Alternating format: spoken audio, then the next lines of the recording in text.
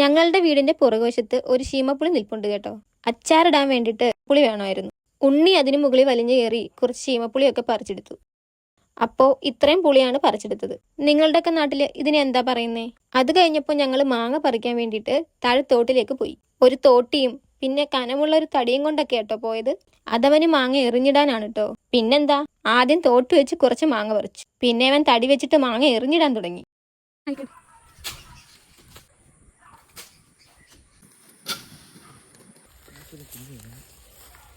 കുറച്ച് കഴിഞ്ഞപ്പോൾ അമ്മയും വന്നു. ഏകദേശം സന്ധ്യയൊക്കെ ആയിട്ടുണ്ടായിരുന്നു. വേനലൊക്കെ വന്നു തുടങ്ങിയോണ്ട് തോട്ടിലെ വെള്ളമൊക്കെ വറ്റി. ദേ ഇവനാണ് പക്രു, ചേച്ചിയുടെ വീട്ടിലെ. അവിടെ ആരും ഇല്ലാത്തോണ്ട് ഇപ്പൊ ഞങ്ങളുടെ വീട്ടില. ചേച്ചിയൊക്കെ വരുമ്പോ ഇവൻ തിരിച്ചു പോട്ടോ. അമ്മയും ഉണ്ണിയും കാര്യമായിട്ട് മാങ്ങ പറിക്കുന്നുണ്ടായിരുന്നു. ഇനി കുറച്ചു നേരം പക്രുവിന്റെ ഓട്ടപ്പാച്ചിൽ കാണാം.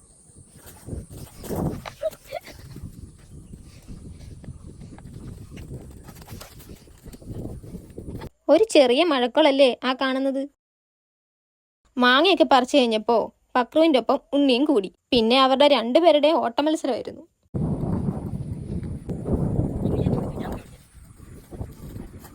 അപ്പോൾ ഇത്രയും മാങ്ങ കേട്ടോ കിട്ടിയത്. ഇത് നമുക്ക് ഉപ്പിലിടാം. പിന്നെ വൈകുന്നേരം ചെറുതായിട്ടൊന്ന് മഴ ചാറിയായിരുന്നു കേട്ടോ.